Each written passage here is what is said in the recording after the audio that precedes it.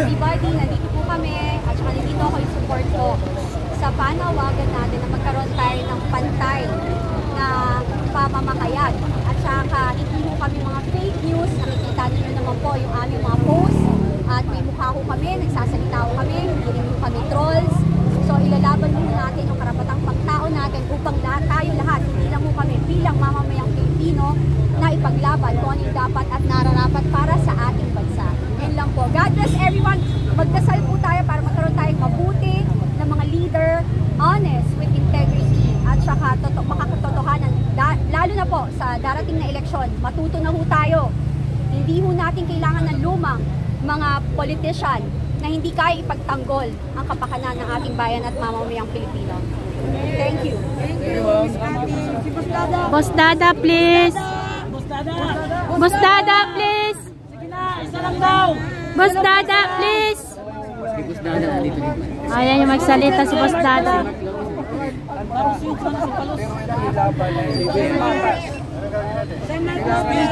Paliwanag ka na lang dito, sir.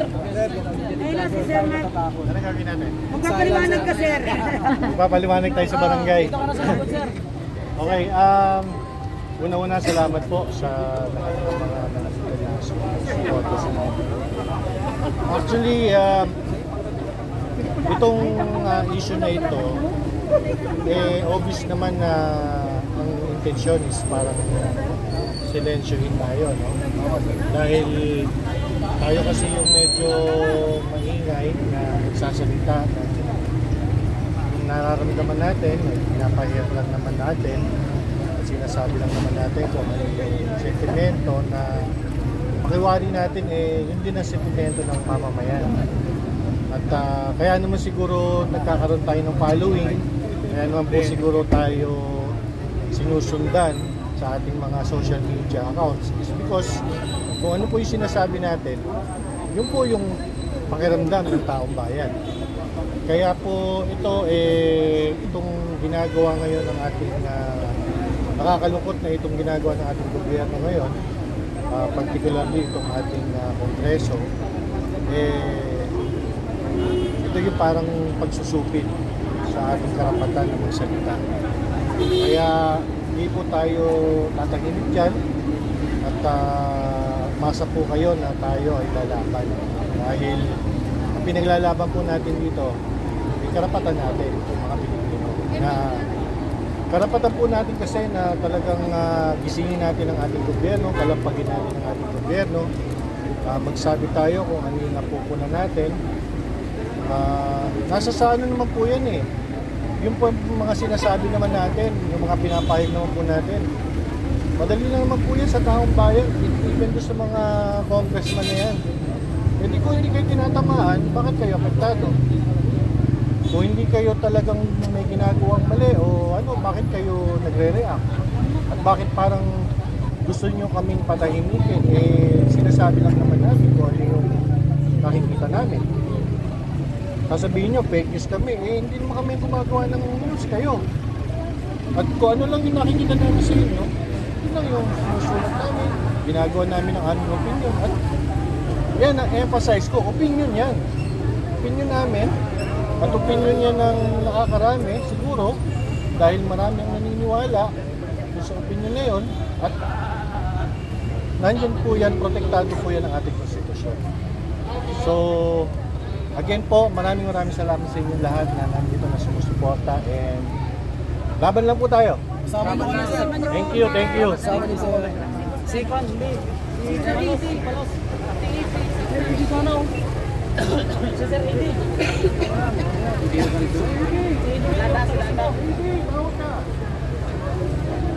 Kapis tingyawa lang, sir. Sir.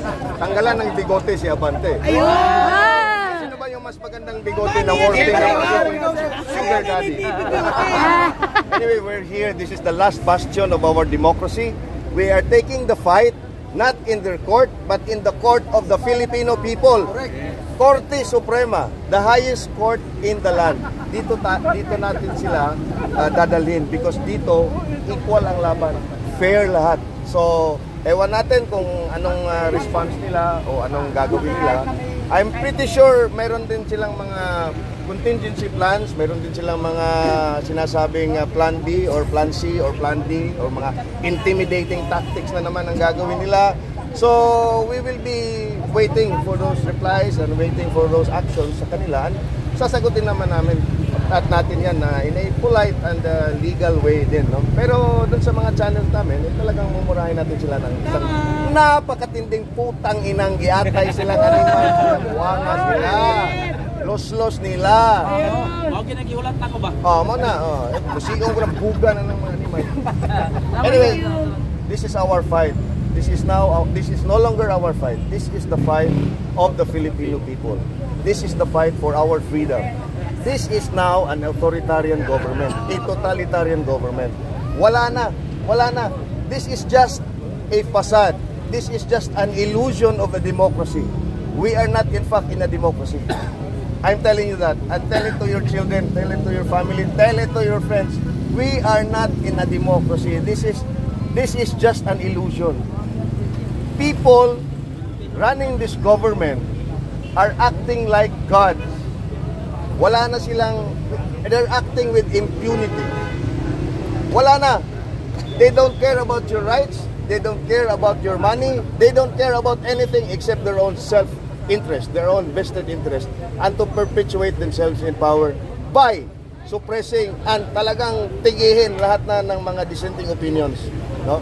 So, I'm calling on the Filipino people. This is your fight. We need to speak up. We need to stand up. At dito yun. This is the last bastion of our democracy. I hope the Supreme Court will be wise, no? And will be considerate in tackling this petition. And hopefully we could get a favorable ruling from the Supreme Court. Because I still have faith in our justice system. Honestly. No? Yung legislative at saka executive, pollution na, polluting na sila, as we all have seen. Pero ang Korte Suprema, I hope, and I still pray, and I still hope, no, na they will still uphold the rule of law and interpret our laws of the land na dinisinyo talaga for the betterment of the entire Filipino nation.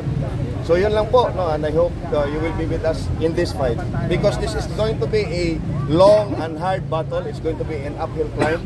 So I hope andun kayo at itutulak nyo kami, no? Sama nyo kami, sir. Habang tinatahak namin yung very uphill. Salamat po. Salamat po. Thank you. Maayong hapon. Maayong hapon. Inyong tanan. Hapon. Oh, yan, guys.